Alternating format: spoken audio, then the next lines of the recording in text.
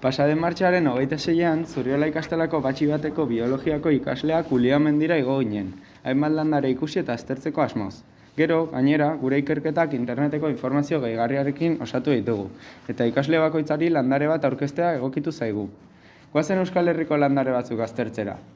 Hiruztagorriarekin hasiko gara. Landare honen izen zientifikoa Trifolium pratense da, eta landare oso arrunta da, leku askotan aurkitu daiteke. Hiruztagorriak zurtoin tente bat du 20-26 zentimetrokoa. Hosto txiki borobilak eta berdeak, orban zuri batekin erdian, eta lorea txikia izaten da, gorria edo arroxa. Landare hau hainbat erabilera ditu, adibidez, bularraren hobekuntzarako eta amaren osasunerako, kolesterolaren murrizketarako, odolaren zirkulazioa hobetzeko eta onbereak izateko aukera murrizteko. Landare hau prestatzea oso erraza da. Lehenengo 200 gramo hiruztalore 20 minutuz egosten jartzen dira. Ondoren 2 orduz hozten uzten da. Gero urrori iragazten da eta 500 gramo azukre gehitzen dira. Eta beste 2 orduz uzten da reposoan. Edari hau hotza daten da. Bitxikeri modura landare honen sustraietan sinbiosi bat sortzen da Rhizobium generoko bakterioekin. Nitrogeno atmosferikoa nitratoetan eta nitritoetan finkatzeko gai direnak. Beraz, landaren metabolismoan erabil daiteke. Urruntza edo Cymalaria muralis ere ikusi genuen, pareta eta arroketan bizi den landare arrunta da, eta hirian zehar erraz aurkitu dezakegu.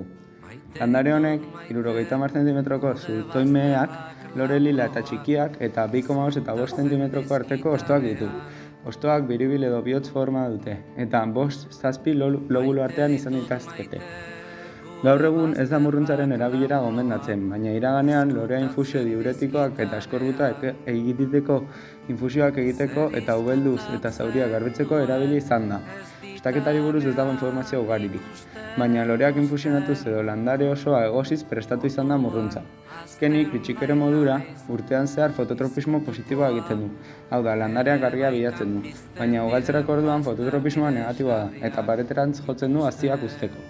Azkenik, hartzainzakua edo kapsela bursa pastoriz aurkeztuko dizuegu.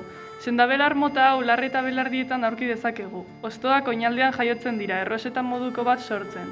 Bertatik, zurtoin tente bat jaiotzen da bukaera aldean lore zuri txikiak dituena. Gainera, fruituak zurtoinean jaiotzen dira. Hartzainzakua landare arrunta da, eta leku askotan aurki dezakegu. Gainera, landare osoa erabiltzen da, hau da loreak, hostoak eta zurtoina. Bilera ezberdinak ematen zaizkio sendabelar honi. Hilerokoa erregulatzeko eta odoljaria mozteko, odoluzkiak edo barizeak arintzeko, zauri ubeldu esku eta titipunta zartatuak sendatzeko eta menopausia garaiko nasketarako ere aproposa litzateke. Landarea prestatzeko 50 gramo landare egosten dira litro erdi uretan 5 minutuz. Gero hozten uzten da, eta ingurua garbitzen da ur horrekin. Bitxikeri modura, sendabelarra hau ez da komenigarria haurdunaldian erabiltzea, eta gainera haragijalea izatearen kredituak ditu.